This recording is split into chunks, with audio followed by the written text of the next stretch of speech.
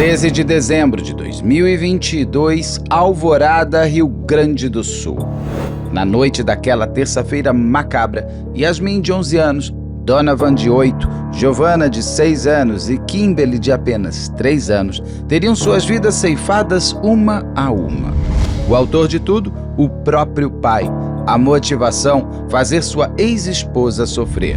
Mas pode haver uma outra versão para esse roteiro de filme de terror? Diretamente de um dos endereços mais famosos do Brasil.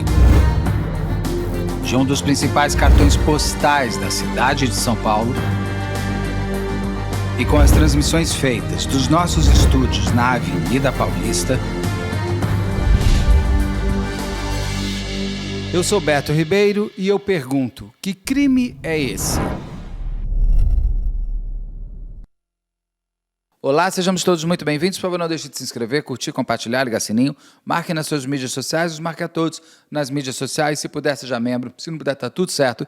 Desde você venha comigo até o final dessa conversa que eu vou ter com a doutora Thaís Constantino, que é uma advogada criminalista. Eu sempre peço muito respeito aos advogados criminalistas, porque eles fazem todo o trâmite da justiça acontecer. Se você não tiver um advogado de defesa, você não vai conseguir ter um julgamento.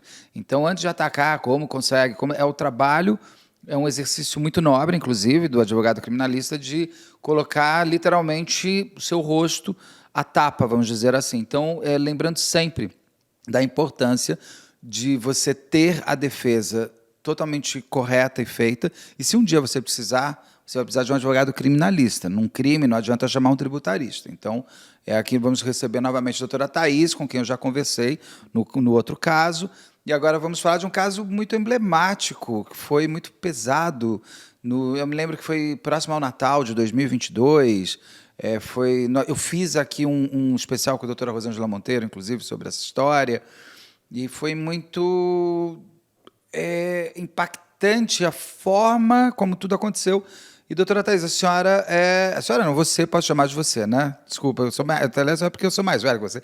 Mas é que daí, quando eu chamo de você, eu acho que cria assim, uma conversa mais íntima e as pessoas conseguem entender melhor. Foi um caso de um pai que matou 4 filhos para fazer a mãe sofrer. Essa foi a manchete da época. Então, eu queria saber como é que é defender esse homem, eu queria saber como é que você entrou no caso, como é fazer a defesa de um réu confesso desse nível de brutalidade. Então, seja bem-vinda para contar a sua história, inclusive o seu bastidor profissional também. Beto, muito obrigada pelo convite novamente. Me sinto muito honrada. Então, assumi a defesa do David um pouco antes de janeiro de 2023, já na fase de instrução de plenário. Então, novamente, não podemos ter grandes atuações. Defendi ele porque um colega de cela pediu para que nós conversássemos para entender a situação dele, porque havia alguma coisa muito errada com aquele menino. Então, logo conversei com ele, conheci a história do David e muitas coisas não fechavam. Embora ele seja tecnicamente um réu confesso de uma única declaração que foi prestada no presídio sem a presença de um advogado, o David não fala mais durante todo o processo. Ele não fala oficialmente na delegacia e ele não fala durante os atos processuais. Então aí começa opa, nós temos alguma coisa de errado. Que confissão é essa? Que toda vez que eu conversava com ele, a gente precisa construir uma relação de confiança, como sempre, advogado e cliente, eu preciso que tu me conte a tua história para eu poder te ajudar. Simples assim. Sem rodeios, sem mentiras, sem julgamentos. E aí começa a vir sempre uma história muito diferente da outra. E uma história que não fecha com o que a gente tem dentro da prova do processo dos autos. E aí eu comecei a construir opa, eu não sei como eu vou chegar nesse menino, mas em algum momento ele vai ter que me contar o que está acontecendo. Parece uma loucura, mas desde o início, depois de um tempo de trabalho, a gente começa a entender algumas coisas e a trabalhar com mais detalhes dentro do processo, coisas que não nos convencem, porque, além de tudo, a gente precisa ter esse olhar do que está errado, o que está contra as normas e garantias, tudo isso a gente tem que trazer para poder trabalhar dentro de uma defesa técnica minimamente eficiente. Toda vez que eu conversava com ele, então vinham novas histórias, novas histórias. E aí eu me deparo com um depoimento gravado da mãe desse menino, onde ela diz assim: vocês me perdoem pelo que eu vou falar agora, mas eu, como mãe, por tudo que eu já vivi, eu não consigo acreditar que o meu filho tenha feito uma coisa dessas. A mãe do David falando isso. E aí O eu disse, David tinha quantos anos? Ele tem quantos anos hoje, mais ou menos? Ele já tem 30? eu acho, quase 30, isso. Tá. Quando eu parto dessa declaração dela, eu digo, opa, peraí. Foi essa mãe que chegou na casa onde ela moravam ela e o David, e as crianças estavam passando o final de semana, e é essa mãe que abre a porta, que encontra as crianças e diz, opa, por que que meu filho fez isso? Então a gente tem, por que que o meu filho fez isso? E eu não acredito que o meu filho tenha feito isso. Porque durante todo o histórico dele, ele era um bom pai. Ele tinha algumas questões comportamentais, que poderia ser um ser humano melhor, como todos nós poderíamos, mas questões referente ao carinho que ele tinha com as crianças, o tratamento e o cuidado, ninguém fala sobre. Eram Então, como 4 filhos, né? Eu até para dar o nome deles, Yasmin tinha 12 anos, o Donovan 8 anos, a Giovanna 6 e a Kimberly 3 anos. Os 4 foram mortos de uma maneira muito bárbara, na casa do pai e da avó. da avó, É isso? exato. Ele não tinha. Você me fala que ele não tinha antecedente. Ninguém fala de ele como um pai autoritário ou violento. Não tinha boletim de ocorrências contra ele. A mãe não relata, a mãe das crianças, que seria a quinta vítima. Ele tinha uma situação de violência doméstica, violência de gênero, até então, entre os dois, uma única, mas o que estava acontecendo no momento? Havia uma medida protetiva, tá? Que ambos afirmam que quebraram a medida protetiva, que eles andaram se encontrando, sim. E a Thaís fala disso de uma forma muito sincera, inclusive a Thaís é a mãe das crianças. Mas existia essa quebra. Existia essas desconfianças, existia esse ciúmes doentio dele com a Thaís. Mas até então, nada relacionado às crianças. Tanto que durante todo o processo se fala muito o quê? Todo mundo acreditaria se ele tivesse feito algo contra a Thaís. Mas ninguém acredita que ele tenha feito contra as crianças. Então ficou naquele emblema. Professores, desculpa te cortar, mas assim, professores da escola foram ouvidos para falar o que as crianças falavam sobre o pai, sobre a violência ou não do pai. Outras pessoas no contexto, além daquele núcleo familiar tão duro, outras pessoas deram depoimento para corroborar se ele era um bom pai ou não? Na verdade, é mais um ponto que começa novamente, e é o que eu sempre falo contigo, a questão da visão de túnel, né? Sim. Mais uma investigação com autoria pré-estabelecida. O próprio delegado diz: chegamos no local dos fatos e a autoria estava estabelecida. Todos diziam que havia sido ele. Então, dentro desse processo, quem que eles escutam? A mãe, no dia dos fatos, não tinha condições de ser ouvida, A mas Thaís. eles escutaram a mãe do David, o pai da Thaís, uma amiga da Thaís, que era o alvo das brigas do casal, um tio, e acabou aí. Como assim uma amiga da Thaís que era o alvo da briga dos caras? Ele tinha ciúmes da amiga da Thaís? Dentro desses ciúmes doentio dele por ela, ele mencionava que ela estaria tendo um caso com um rapaz e com a babá das crianças, que era essa amiga. Seria um trisal. Na verdade, eles já estavam separados, mas se viam esporadicamente, né? E ele diz que a Thaís, então, teria um namorado e essa namorada. Então, a Thaís seria um trisal? Eu digo, desculpa eu falar trisal, mas é como se fala hoje em dia. Na verdade, Ela teria uma eu relação entendo com que os eles estavam dois. separados. Ah, Seria então um não caso juntos. Então tá, ela teria dois relacionamentos distintos, tá? simultâneo. Então, foram essa redoma só de convívio que foi ouvida. Não, não se teve uma investigação maior. Tanto que uma das perguntas que eu fiz até para o próprio delegado, porque aqui no Sul, como é que funciona a questão de investigação preliminar? É determinada uma equipe da volante, como nós chamamos aqui, que ela atua durante as primeiras 24 horas. Eles chegaram no local do crime, o delegado Augusto disse, olha, eu cheguei com uma autoria pré-estabelecida, eu não tinha muito trabalho ali. Tanto que eles entram simplesmente e unicamente na casa onde aconteceram os fatos. Eles não entraram nas outras casas do terreno, por exemplo, para saber se tinha algum outro tipo de vestígio. Porque o que, que acontece? Esse é o local dos fatos. Quando a avó chega na casa, ela entra e ela vê os netos naquele estado. Aí ela chama o irmão também entra na casa. As pessoas vão chegando e não tem essa questão de isolamento, não teve uma cadeia de custódia preservada. Então, pode-se sim ter mexido naquela cena. Então, os problemas já começam desde lá do início, quando a gente não tem uma preservação, demora para chegar socorro. O pessoal da SAMU também entra na casa para verificar realmente se as crianças estão em óbito ou não. Então, a gente já tem ali, opa, tem alguma coisa estranha por aqui. E aí, dentro do nosso trabalho, nós começamos a entender o que havia de errado dentro desse procedimento que não batia mais. A partir da declaração dessa mãe, eu não acredito que tenha sido meu filho. De alguma forma, eu me senti tocada e eu disse, olha, vamos ler tudo de novo, vamos passar um pente fino em absolutamente tudo. Tem alguma coisa errada dentro desse processo. E aí foi quando eu cheguei à conclusão, pela prova técnica, que não tinha acontecido ele.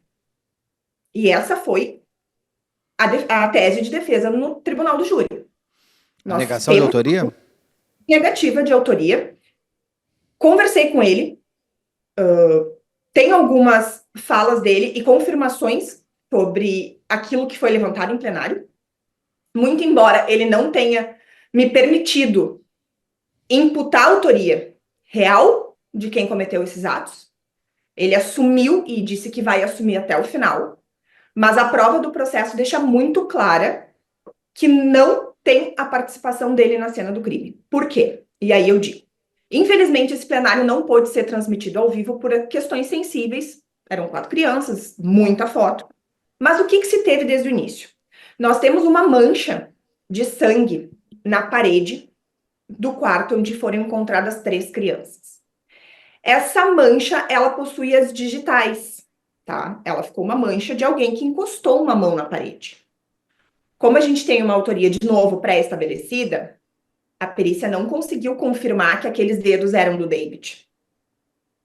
E nem que foram feitos no momento da morte, já que entrou tanta gente, alguém Exatamente. pode ter posto a mão. Ou era uma E mão olha, da faca? não era uma mão que estava com sangue, por causa, né, enfim, Sim. da marca ali. Mas como a perícia foi feita única e exclusivamente em cima do DNA e das digitais dele, não conferiu, tá? Começamos aí. E aí os problemas começam a surgir muito mais. Faca do crime. Encontrado uma única faca do crime. Essa faca tem o DNA de 2 das crianças, não tem da terceira e não tem o DNA do David. Quem é que dá quase 40 facadas e não deixa o seu DNA na faca? Ele não tinha corte na mão? A faca era com Não empunhadura ou foram sem encontradas empunhadura? luvas, não Porque foram geralmente encontradas. você percebe, muita gente escorrega a faca e corta. Exatamente, Ele não pode tinha cortar. aquela. Porque ela tinha empunhadura? Não. Era uma faca comum de cozinha. Não, era uma faca uma faca grande, né, de punho, mas ele não tem, não, essa faca não tem DNA dele no cabo. Tá. Então por isso que não escorregaria a faca e cortaria a mão dele, porque tinha punho. Não tinham luvas no local, isso foi uma coisa que foi perguntada para todas as pessoas que participaram disso. Não haviam luvas, a casa não havia sido limpa, e ele não tinha nenhuma marca que pudesse ter segurado a faca, e muito menos qualquer tipo de marca de reação das crianças a qualquer tipo de agressão no exame de lesão corporal dele, certo? E aí, para mim, o choque final veio quando essas crianças tinham material biológico do seu agressor embaixo das unhas. Esse material foi testado e não é compatível com o David. E aí, no final do Elas exame, têm, se tem. então você está me dizendo o seguinte: o DNA embaixo das unhas das crianças, que mostram exatamente o que seria do agressor, porque isso mostraria uma defesa de elas tentando sobreviver. Não é Não do é do. David. E aí piora, porque nós temos as circunstâncias do quê? Esse material foi esgotado, tentando justificar que era o pai, e não foi compatível. Como assim esse material foi esgotado? O que Eles significa? usaram todo esse material biológico que Cem por havia embaixo, cento. tudo foi coletado para que se chegasse à autoria do pai, né? A questão de compatibilidade, e não se chegou. As 4 crianças tinham o mesmo DNA embaixo das unhas? Tinha. Que, mesmo não posso te afirmar, mas o que eu posso te afirmar é Não que tinha DNA do David embaixo da. não eram compatíveis com o do David. Mas eles Então, sabem, eles não sabem de quem é o DNA, mas eles sabem qual é o DNA. Esse DNA é o mesmo nas 4 crianças? não, é que na verdade o que acontece? Eles não testaram para outros. Não, tudo bem, mas vamos supor, o DNA do David A e B, vamos Não, chamar não, assim, A, não B, veio C. detalhado no Não veio exame. detalhado quem é o. Tá. Não, Se era o mesmo tá. agressor, tudo bem, não é o David, mas embaixo dessas 4 crianças tem o mesmo agressor com esse DNA que não sabemos quem é.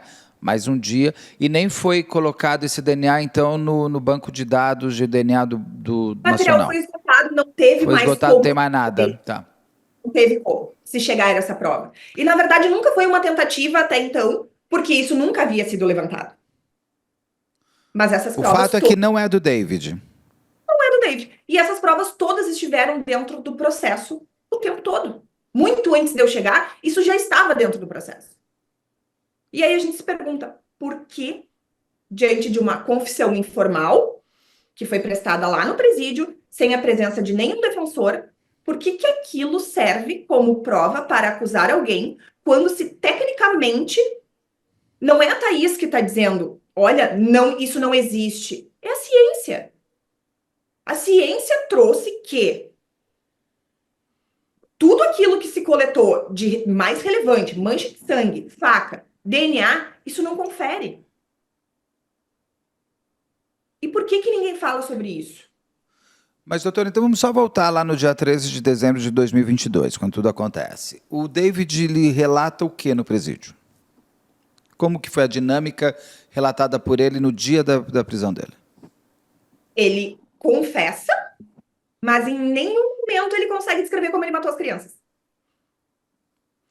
Ele Mas diz, ele veio cá, mas nenhuma das crianças tinha absolutamente nada de material no sangue, toxicológico? Toxicológico não deu nada? absolutamente nada nas crianças. Porque eu Ou lembro que ele seja, teria dado um chá para as crianças dormirem e ele matar as crianças. Então, por isso que elas não teriam tanto sinal de defesa, apesar de terem um DNA embaixo das unhas. um DNA embaixo. Que ele teria levado um por vez, não é isso? Estavam as crianças. Exato. Naquele dia, a mãe, a Thaís, mãe, deixa as crianças com ele que horas? Na verdade, não foi no dia, foi na sexta-feira anterior. Foi anterior, né? Tá. Isso. E foi numa segunda para terça, teoricamente, tá? Que ele diz, dentro do depoimento, ele diz, foi no final da tarde ali. E aí nós temos mais um problema, porque a necropsia de uma das meninas, eu não me lembro exatamente qual delas que foi, ela traz uma questão de possibilidade de horário da morte. E a morte dessas crianças, então, teria acontecido entre 6:30 da manhã e meio-dia, por aquele laudo de necropsia. E aí nós estamos falando de mais ou menos mais de 12 horas do horário relatado por ele. Para o início dessa morte. Para o início dessa previsão. Então, são muitas inconsistências técnicas que me fizeram acreditar que, olha, foi o que eu conversei com ele.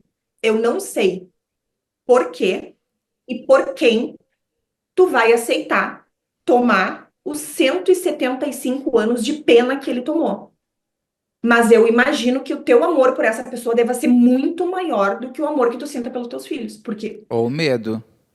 ou medo, porque dentro não de julgamentos, mas daquilo que nós temos, que é inerente do ser humano, questão de sentimento, a gente fica se perguntando o que leva um pai ou uma mãe, por exemplo, como nós tivemos lá no caso Miguel, a fazer uma atrocidade dessa com os próprios filhos.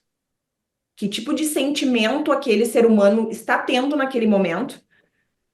E eu sempre tento entender, quando eu trabalho em casos assim, a história daquele ser humano. O que leva ele a chegar naquele ponto de, seja crueldade, de desespero, porque essas pessoas têm histórias e a gente precisa entender essas histórias. Mas fiquei imaginando o que faria um pai assumir a autoria da morte dos seus 4 filhos e eu não consigo entender. Eles Que amor estavam. é Eles, uma situação maior, ou o mas medo, eu né? Porque eu respeito. digo que o medo é maior do que o amor, muitas vezes. Também. Eles. Porque a menina, a Yasmin, tinha 12 anos. Então, eles estavam separados, ele e a mãe, há quanto tempo? Praticamente um ano que eles conviviam em casas separadas. E eles ficaram juntos no mínimo 12 anos. 12 anos. Então, eles se conheceram ainda na pós-adolescência. Jovens, muito jovens. Você falou que ele já tinha um boletim de ocorrências de violência doméstica. Esse boletim de violência doméstica era que O tipo de boletim foi violência? registrado mais ou menos em setembro, se eu não me engano. Foi De registrado em setembro. setembro de 2023. As mortes foram 22, 22. 22, Foi desculpa. em setembro e as mortes foram em dezembro. 22, em dezembro, dia 13 de dezembro de 22. Ele, essa violência doméstica que ele praticou, ele foi com arma, ele com faca, ele tentou matar a mãe, como é que foi essa violência? Eles tiveram uma discussão e ela relatou que houveram socos e ele teria ameaçado ela com uma faca. Então, tem uma faca aí já é um elemento interessante. Onde ele estava? Se ele não foi ele, por que essas crianças estavam sozinhas? Quem teria entrado na casa? Quem teria tanto ódio a 4 crianças? Ou tanto querer fazer mal a alguém? Porque a pessoa que fez isso destruiu uma mãe, e se não foi ele, destruiu um pai. Né? O pai que virou o vilão, se não foi ele, e além de tudo, não participou nem do luto, não pôde ter o processo de luto. Onde ele estava, se não foi ele? Se eu te trouxer essa informação, eu vou estar quebrando a minha ética com ele, que Entendi, foi tá bom. o pedido de. Eu sei quem foi, eu tenho essa declaração dele, eu e um colega meu do escritório, nós ouvimos dele o que aconteceu. E, infelizmente, eu, Thaís, enquanto ser humano, eu gostaria de ter gritado em plenário quem foi que fez isso com essas crianças. Mas, infelizmente, eu não posso fazer isso. E teria motivação. Você não Sobre o pode meu falar. humano, Desculpa, não. eu pergunto, mas eu entendo que É. você não possa falar. Não posso falar, Você. mas questão de julgamento humano, daquilo que a gente Claro. tem dentro, não faz nenhum sentido. Mas ele estava. Se não foi ele, ele estava no momento da morte dos filhos? Das mortes dos Não. filhos? Então ele tem um álibi. Onde ele estava? É o que eu Também não não posso pode contar. contar. Você não pode contar nem onde ele estava. Porque ele, Não. em princípio, ele fugiu. Ele não foi nem preso ali perto, ele foi preso em Porto Alegre, não é uma coisa assim e tal. Na Ele verdade, foi Alvorada, preso num Porto Alegre é hotel. muito perto. É. Mas ele foi Horário preso de num Porto Alegre. hotel de Porto Alegre, ele foge. Por que ele foge? Por que ele não. Na verdade, Beto, esse menino, ele tem diagnóstico de 4 CIDs, tá? Ele tem uma questão de esquizofrenia, ele esteve internado durante 2 períodos no Hospital São Pedro, aqui em Porto Alegre, tá? Ele teve reconhecida a questão de bipolaridade, transtorno borderline, e os Nossa. outros 2 eu não me lembro especificamente, tá? Ele tem algumas questões que tu fica olhando para ele e tu realmente não entende algumas falas.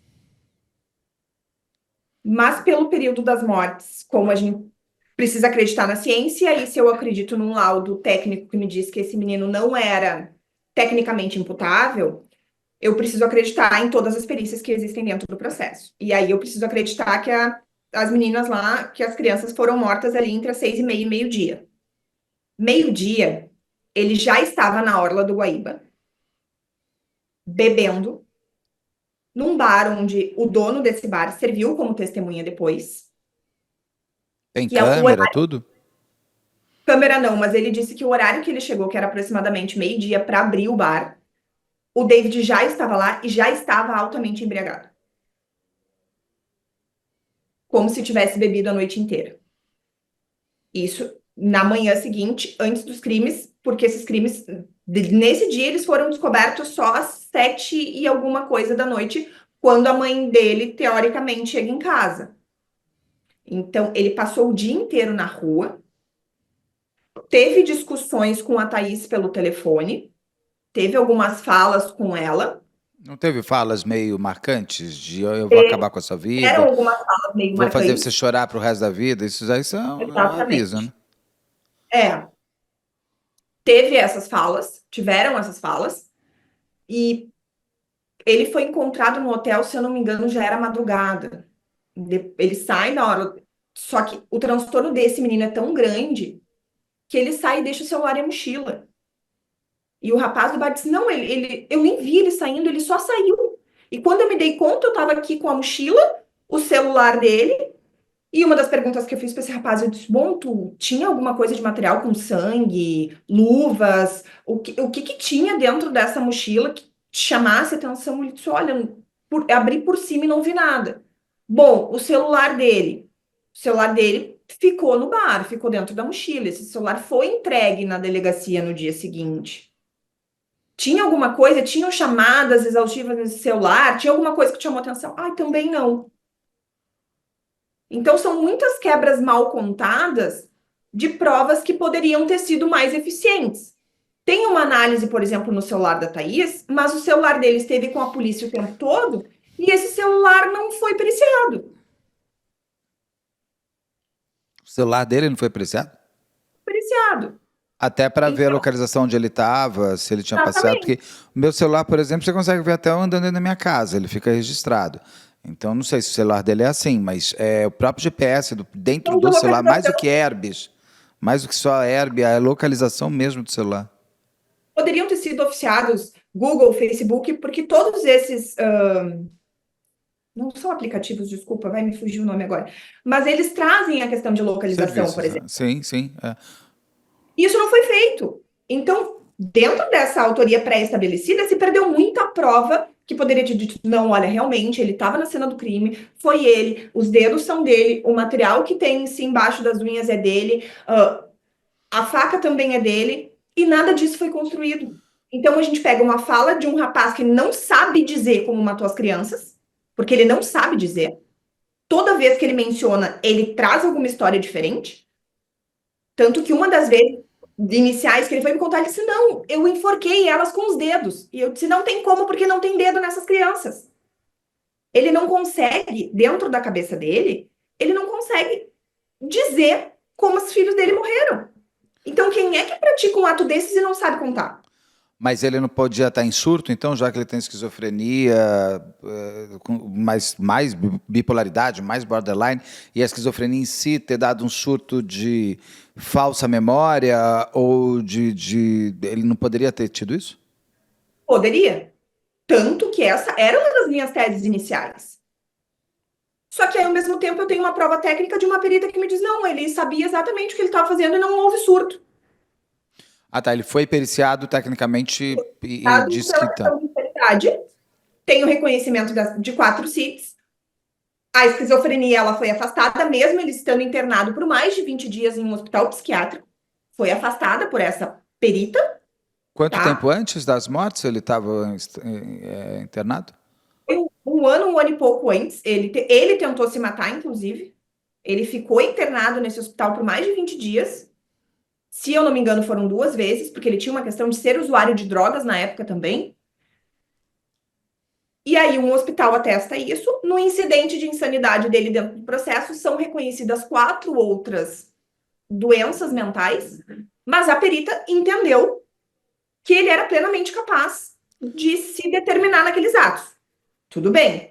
Se eu preciso acreditar no que essa perita está falando, e aí a gente está falando de uma prova técnica, eu preciso acreditar em todas as provas técnicas que eu tenho dentro do processo. E aí foi exatamente o que eu mencionei no júri. Se eu pegar por uma confissão dele que ele não sabe o que ele fez com essas crianças e combater ela contra a ciência, eu posso simplesmente rasgar tudo que foi feito dentro do processo com questão científica, rasgar, fechar o Instituto Geral de Perícias e deixar as coisas acontecerem de qualquer forma. Porque foi exatamente assim que aconteceram dentro desse processo. Você me diz é que não tem o DNA dele embaixo das unhas, não tem o DNA dele na faca usada para matar as crianças. Quais são as provas técnicas que incriminam ele? Essas A são as que confissão. você coloca que a confissão dele é a maior base do julgamento dele. Exatamente. É a confissão e a questão da mãe dele ter chegado e ter dito: olha, o que? Eu não acredito que meu filho fez uma coisa dessas. Quando ela diz, não acredito que meu filho fez uma coisa dessas, todo mundo, nossa, mas foi o David que matou, por que que ele matou? Ah, ele matou para atingir a Thaís. Isso Que era para fazer a mãe sofrer e realmente você mata. E é num período de Natal, que é teria uma muito lógica, forte, tem uma teria, lógica mental, mas eu tá? digo assim, Existe pericialmente uma falando, lógica, existe essa lógica, e eu concordo.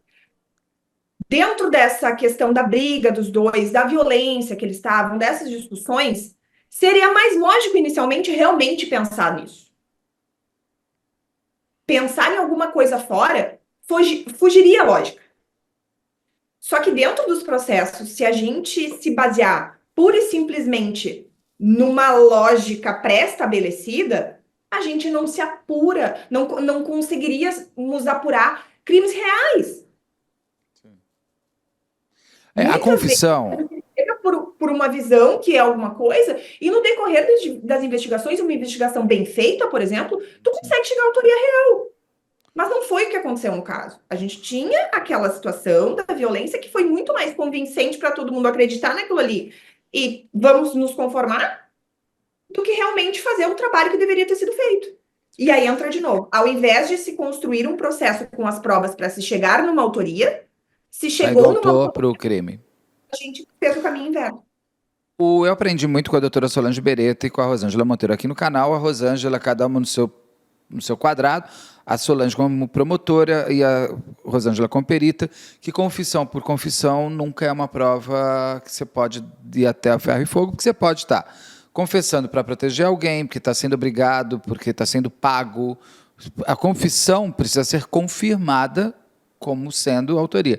A própria Rosângela Monteiro conta que ela já pegou casos de uma mãe que falou que uma mulher que falou que tinha matado o marido e na reprodução simulada se chega à conclusão de que é impossível, essa mulher não sabe nem pegar uma arma e ela, na verdade, estava defendendo o filho que tinha matado o pai e ela confessou em função do filho, porque os filhos chegam, ela está apanhando, tem umas coisas assim. Nesse caso foi feito, por exemplo, reprodução simulada para confirmar a dinâmica que ele teria apresentado na confissão dele? Com ele, não. Teve a questão da perícia e dos fatos, mas ele nunca voltou até a casa. Nunca foi feita essa prova. Então, a gente, de novo, temos essa confissão, que para mim é uma prova muito frágil e que ela não se sustenta com o conteúdo probatório e principalmente com o conteúdo científico que nós temos dentro desse processo. E, infelizmente, entra a questão da mídia, do julgamento, de toda a notoriedade que se foi dado para aquilo ali. E quando nós chegamos no plenário para apresentar essa prova, a gente já tem uma comoção social de tudo que já veio de fora. É difícil para o jurado, naquela condição, acreditar que, opa, olha só, durante todo esse processo, por que que ninguém trouxe isso? Por que que ninguém fala sobre isso? Mas durante as audiências de instrução não foram levantados isso, porque quando eu vejo que depois que pronunciou, é muito difícil ir contra a autoria, porque em princípio durante a audiência de instrução é para se levar para o juiz ter certeza de que ela já tem caso, por exemplo, o caso da Rua Cuba, né? Todo mundo fala, o Jorginho foi inocentado, não foi inocentado. Como ela não viu provas comprobatórias da autoria daquele rapaz ter matado pai e mãe, ela suspende, não pronuncia e fala, se vierem provas eu revejo. Ele não foi inocentado, ele nunca foi julgado, na verdade, porque provas novas não vieram. O que levou, por exemplo, se ele foi pronunciado, o que leva? Porque na hora de um juiz ele é mais gelado, não tem jurado ali, tem provas técnicas, tem depoimentos e tudo mais. Na audiência de instrução não se conseguiu apontar isso de que o David seria inocente? O David foi em silêncio na audiência de instrução, não fui eu que participei desse ato. Mas o que que Você entrou acontece? depois, é isso? Não? Eu entrei depois. É Mas só para a verdade, gente você deixar falou. muito claro para o teu público que não entende tecnicamente como é que funcionam os processos. Até a fase de pronúncia, essa fase, o juiz decide se existem indícios mínimos de materialidade, que é a questão se o crime aconteceu ou não, e indícios mínimos de autoria. Ele não faz uma análise da culpabilidade ou não, ele nem pode nesse momento. O que Entendi. ele decide? A pronúncia ou impronúncia. E aí tem uma questão de desclassificação para outro crime não doloso contra a vida ou a questão de uma absolvição sumária também, tá? Mas o que ele decide nesse momento? Se essa pessoa vai a júri ou não, se existem esses indícios mínimos, e no caso dele não tinha como não pronunciar, Porque porque tinha confissão dele, inclusive. embora essas provas desde o início estivessem muito claras para quem quisesse enxergar, e acho que não posso falar com certeza, mas precisa de muita coragem para chegar e trabalhar uma negativa de autoria, né, nesse ponto também, nessa altura do processo. Porque o que se tem até então? A gente tem uma indicação de que foi ele, 4 crianças mortas. Então ele vai a júri. No júri, aí o conselho de sentença é quem deve apreciar o que tem de prova dentro do processo. E essa é uma fala que eu sempre inicio os meus plenários. Hoje, os jurados são os juízes dessa causa. E existe dentro do Código de Processo Penal um artigo que diz que o juiz poderá decidir apreciando as provas que existem dentro do processo. Então, o jurado, dentro daquela condição, por mais leigo que seja, ele precisa entender e respeitar as provas do processo. Muitas vezes a gente não consegue distanciar dessa emoção, que eu acredito que tenha sido o caso. O Infelizmente, que são ele os fala? Se não foi ele, não sendo ele, aqui nessa conversa, ele sabia que essa pessoa que ia matar os filhos dele? sabia. Sabia e não fez nada. E foi exatamente por isso que eu não batalhei para que ele realmente me permitisse entregar o nome dessa pessoa. Porque ele também teve essa questão de responsabilidade de saber, de entender e de não se pronunciar. Ele sabia que os filhos iam morrer naquele dia. Sabia. Mas isso é muito diferente. Quer De dizer, ter matado. sabia dentro de um contexto de não tá, disse, mas não faz sentido, não acredito e só me vou pro mundo. E aí, quando as coisas realmente acontecem, que ele se vê naquela situação, aí não tem o que fazer. Ele, Coitado, naquele dia. poderia ter evitado? Poderia. Essa é a pergunta que todo mundo quer saber. Poderia ter evitado? Poderia. Não conseguiu evitar. Ou não É, quis evitar. Aí é uma consciência dele. como que ele fica sabendo que os filhos morreram dessa maneira tão bárbara? Na verdade, dentro dessa fala do que aconteceria, essa fala existiu. Ele entra nessa questão da fuga, como se diz, né? De sair do local. Eu acredito que ele não tenha visto as crianças mortas, pelo discurso dele, Mas ele que estaria não ali pela casa. é. O Ele não discurso estaria, dele ele não estaria na casa ou estaria no bar? no horário das mortes. Se eu pegar a questão de perícia técnica, ele já estava fora de Já casa. estava no bar, tá. Mas ele não viu, mas ele viu essa pessoa entrando na casa, ele sabia, as crianças estavam acordadas, ele deu beijo nas crianças antes de sair. É que Não se eu sabia. mencionar isso, eu entrego toda a questão do que Entendi. Tá. eu não posso. Mas assim, o que eu posso te dizer? Ele poderia ter evitado. Quando ele me contou, eu te confesso que eu demorei muito tempo para digerir a situação, que é inacreditável. A gente nunca pode pensar numa situação daquelas ali. Eu imagino o desespero que esse rapaz deve ter sentido. Então, assim, quando ele me diz, Thaís, tu não estás autorizada a contar essa história para ninguém. Não está autorizado. Eu só lamento. Mas durante o próprio plenário, por muitas vezes eu olhei para os meus colegas, assistindo tudo aquilo que eu estava assistindo, e eu só pensava assim, meu Deus, como eu queria estar dentro de um seriado americano para poder aparecer aqui dentro alguém gritando e dizer, olha, fulana, foi, sabe? Porque essa era a nossa situação enquanto defesa também de desespero, de saber que aquele menino, que ainda é muito novo, vai passar boa parte da vida dele preso, porque a condenação dele foi muito alta. Foram 175 anos. Sim. Ele não vai sair antes de 40 anos. Impossível. Ele vai sair com 70 e poucos anos. E sozinho, né? Porque daí não vai ter nada. Agora, como foi o último dia? O que que ele fala dos últimos momentos com os filhos? Final de semana. E aí, não apenas o relato dele, o relato da família que conviveu. Foi um final É de porque é semana uma muito. casa que morava ele e a mãe dele, Ele e a mãe. e nesse terreno tinham outros familiares, não é isso?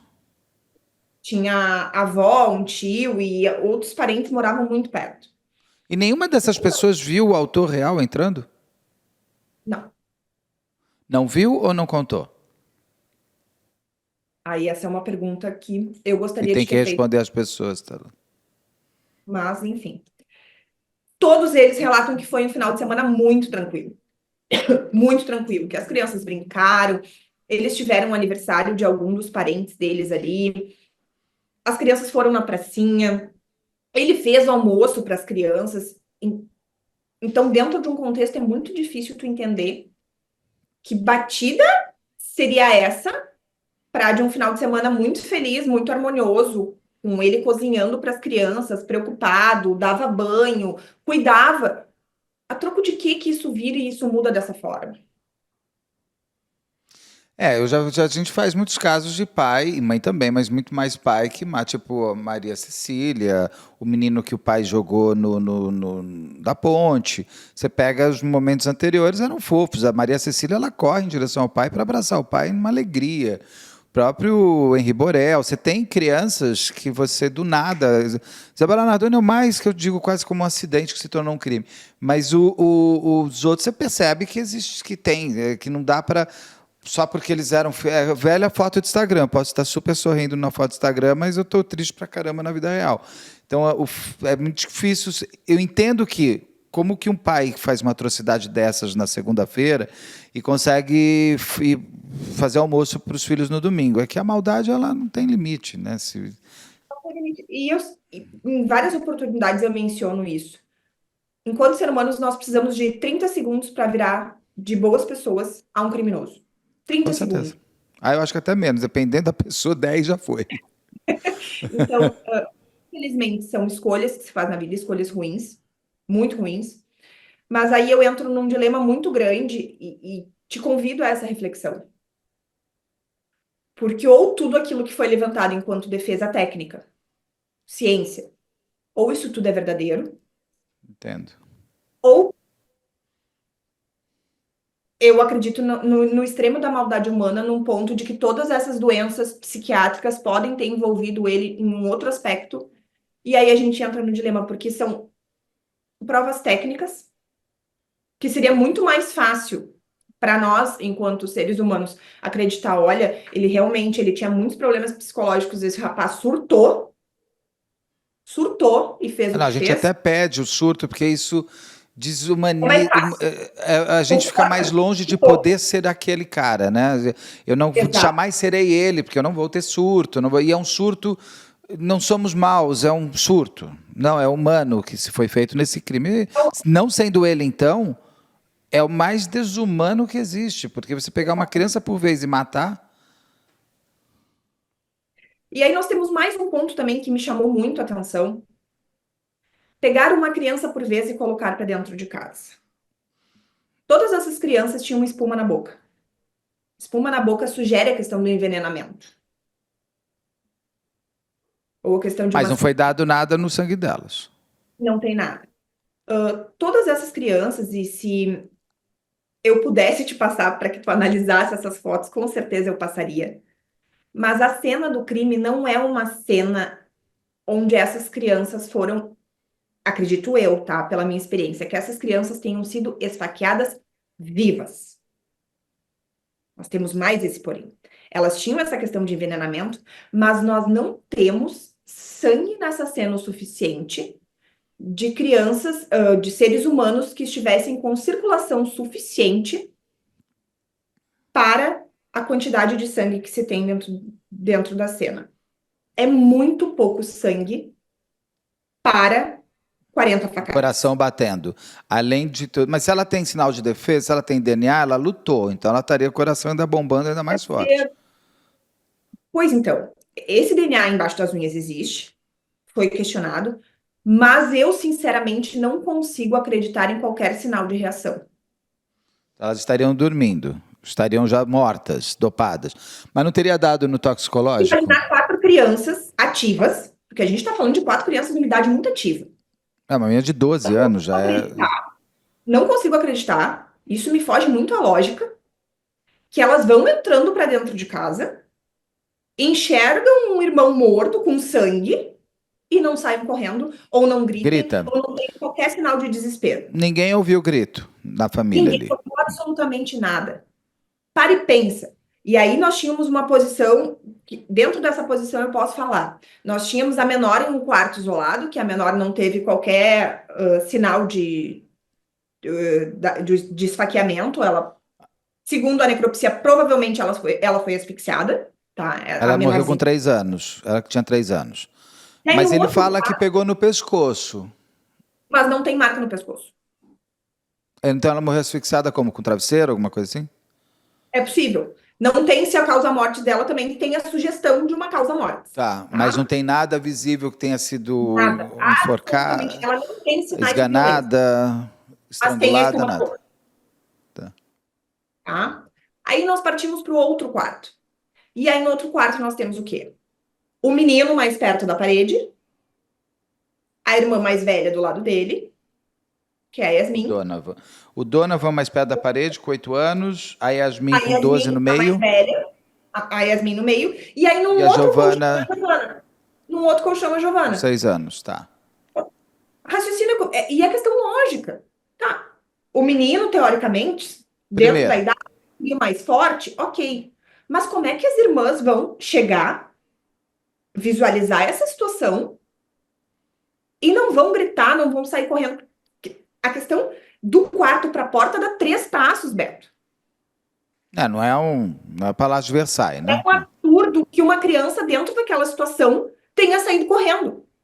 Então eu acho muito mais plausível dentro do que se tem que essas crianças tomaram alguma coisa, entraram em relaxamento profundo, as 4, e aí se foi feito alguma coisa. Dentro da lógica e de prova que se tem dentro do processo, isso é muito mais lógico do que a versão que foi apresentada. Porque o próprio delegado afirma, não tem esses sinais de resistência, não tem sinal de luta, não tem sinal de briga, não tem sinal de nada. E aí tu pega dentro da casa com todo esse cenário e a gente tem pequenas gotas no chão e o que se tem de mais sangue é o sangue de escorrimento embaixo das crianças. Não tem aquele terror de sangue nas paredes. Não. É gotejamento, já pingou com a faca, ou nada de extraordinário para fora dentro da situação como deveria estar. Mas Agora, se eles têm a espuma, vocês acham que foi envenenado, por que não saiu no exame toxicológico? O toxicológico ela é feita, na maioria das vezes, com base nos... Por exemplo, ele tinha remédios dentro de casa. Essas pesquisas são feitas praticamente com aquilo que se tem ali à mão. São direcionados. Não foi solicitado? Tem veneno? Não. Vários outros tipos de medicamento. Poderiam, mas não foram. Mas nem para veneno. A questão de venenos sempre é feita ali, também não tem. Também deu nada. Passaram por uma bateria de exames, uma bateria, todas elas. Elas têm de absolutamente tudo. E não tem nada, não foi encontrado nada nessas crianças. Então, como 4 crianças, de novo, não lutam, não gritam, como ninguém escuta nada, são 4 crianças completamente ativas. E não tem câmera ali perto do... Não tem câmera perto da casa deles para ver a entrada e saída da casa, quem entrou e quem saiu, para mostrar que o David tinha saído antes e que alguém entrou depois. Não tem câmera nenhuma ali na rua. É uma região de situação vulnerável também. E nada disso foi juntado dentro dos autos. Também se tem, não foi procurado.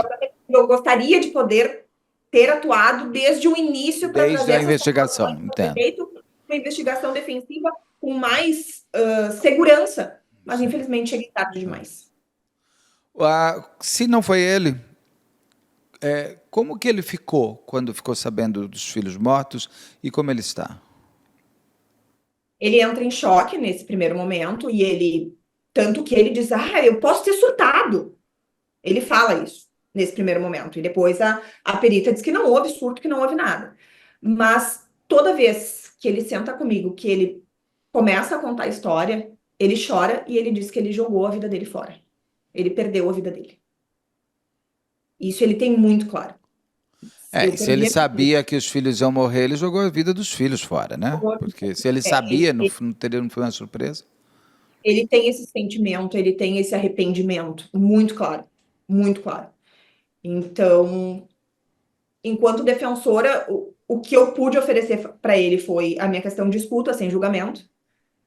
Combinei com ele que nós temos a questão de recurso agora, que eu preciso apresentar essa semana no tribunal, vai ser apresentada, porque a pena dele realmente ficou muito alta, tá bem fora de padrões e garantias. E essa, por exemplo, essa confissão dele, que serviu como fundamento para condená-lo, não serviu como atenuante na questão de dosimetria de pena. E deveria ter sido utilizada. Legalmente tem que, né? Tem. Nós temos algumas coisas ainda para discutir dentro dessa questão de garantias. Não vou levantar nenhuma questão de nulidade para tentar levá-lo a um novo plenário. Não é o desejo dele, mas eu vou tentar reduzir essa pena dele num Alguma patamar que coisa. seja minimamente legal dentro das garantias e normas que nós temos dentro do nosso sistema. Antes de eu ir para a última pergunta, lembrando que o canal está aberto a ouvir todos os lados. Se o Ministério Público, o delegado, a família da Thaís quiser falar, é só entrar, é só mandar um e-mail para a equipe betoribeiro@gmail.com. A gente ouve todos os lados aqui. Doutora, a minha última pergunta em cima dessa história. Ele tem vontade de um dia contar a verdade, se não for ele de fato? Sinceramente, acredito que não. Acredito que Ele ele não, não vai. ele não tem medo que essa pessoa, o que fez com os filhos, não faça com a mãe, ou até com ele dentro da cadeia? Beto, às vezes a gente precisa não querer ter Entendi. certas respostas para conseguir fazer o que a gente faz. Tá bom, tá certo, tá bom. Então, é uma pergunta que Tá, eu posso fazer, posso te responder depois, com pode. certeza, mas essa pergunta realmente foi uma pergunta que eu nunca tive interesse de fazer, porque dentro do que eu ouvi, é uma situação que eu acredito que ele não venha mudar de ideia. Entendi, tá. Bom, vamos todos ficar na curiosidade aqui de saber quem foi, quem por quê, porque uma motivação. E ele teria motivação, a forma, foi na casa dele, os filhos dele, Natal, tem toda essa história, até a possibilidade de um surto. Uma outra pessoa com É muito tanta mais fácil gana. para quem Assim, não. E é muito mais normal, infelizmente. A gente está tendo essa normalidade no crime de pais que matam filhos para a mãe sofrer e alguns que acabam tirando a própria vida. Eu fiz 2 casos aqui tristíssimos que essas mulheres para sempre vão carregar não só a saudade dos filhos, mas a sombra do terror que elas tiveram que passar e vão passar o resto da vida. Então tem essa predisposição de homens que matam os filhos para aterrorizarem as esposas, as mães das crianças. Então você fala assim, de novo essa história. Como hoje está com veneno, tudo é veneno, nunca vi tanto veneno na minha vida, já a gente passa às vezes por ondas, né, de crimes assim. Agora, se não foi ele, vai ficar sempre a dúvida, quem teria tanto ódio por 4 crianças que não teriam nem idade para terem desenvolvido tanto ódio no outro, a não ser que o simples fato de elas existirem seja uma motivação para tamanha maldade. Eu posso ficar loucubrando aqui na minha cabeça e vou ficar. Quem é que teria tanta disponibilidade de matar 4 filhos de 4 crianças que. Por que tanto ódio? Vai ficar um dia, quem sabe ele resolve contar a verdade e você me conta aqui e eu vou te dizer traz que em eu fiquei primeira mão. muito, muito em choque. Porque dentro dessa construção que a gente já vinha tecendo da negativa de autoria dele, do discurso não bater com as provas, a gente acaba criando as próprias conspirações, assim, né? Lógico. Nossa, é muito lógico se fosse, mas quem sabe? E aí, quando veio essa certeza, o colega que estava comigo, a gente simplesmente parou. E a gente ficou se olhando muito tempo. Porque eu espero um dia convencer ele a trazer essa verdade. Mas, assim, é muito fora de tudo que um ser humano imagina. Muito fora. E aí o canal está aqui, pronto para você me contar quem foi, para a gente poder trazer essa elucidação. Para a justiça, ele é o autor da morte dos filhos e ele tem 175 anos, que ele não pagará porque ninguém vive tanto para isso, mas que ele ficará 40 anos na cadeia, é muito difícil sair antes, né? Vamos assim aguardar. Doutora, é sempre um prazer conversar com a senhora. Eu gosto muito das nossas conversas, elas são muito técnicas, acho sempre muito bom para todo mundo. Nós temos um público bastante grande na área do direito, mas pessoas que se interessam. E eu digo que direito devia ser matéria de escola, porque, como tem português, matemática, devia ter direito, para a gente saber das nossas leis, dos nossos deveres, dos nossos direitos. Então, acho que o canal ajuda também as pessoas a entenderem o jogo da justiça e a necessidade de fazer a justiça correta. Prazer, tem alguma pergunta que eu não fiz que a senhora gostaria que eu tivesse feito para falar? Você tivesse Acredito feito? que por hora, acredito que por hora não. Eu me sinto muito honrada com o convite sempre. Também gosto muito das nossas conversas. Eu acho que o direito, concordo contigo quando tu diz que ele deveria ser introduzido já na escola. Seria muito importante se nós conseguíssemos esse avanço. Mas muito mais do que isso, o teu canal ele aproxima o ser humano daquilo que a gente convive todos os dias, que infelizmente não são seriados americanos, não são novelas. Enquanto advogada criminalista, a gente precisa ter essa responsabilidade e a transparência de trazer as coisas de uma forma muito simples, para que todos entendam o que está acontecendo. Porque, infelizmente, o que aconteceu com o David de estar assumindo a culpa por alguém nesse momento, o que aconteceu com a Yasmin de ter feito a barbárie que ela fez com o filho, é o que eu sempre digo: 30 segundos nos tornam um criminoso. Isso pode acontecer com qualquer um. E se isso venha a acontecer com qualquer um de nós, que não é o meu desejo, mas que a gente tenha minimamente o entendimento de saber que a gente precisa de uma defesa e que essa defesa precisa entregar tudo aquilo que realmente existe dentro do processo de uma forma técnica, de uma forma respeitosa com o processo e efetiva, para que essa pessoa seja julgada, então, dentro do julgamento e não do justiçamento, como tu dizes. Então, é por isso que eu acredito no meu trabalho e vou seguir fazendo com a minha cabeça muito bem tranquila no trabalho. Muito obrigado. A gente se vê em breve, com certeza, para outros casos. O canal está sempre aberto aqui. Um abraço e até em breve. Querido, até mais. Tchau, Até mais. tchau. Tchau, tchau.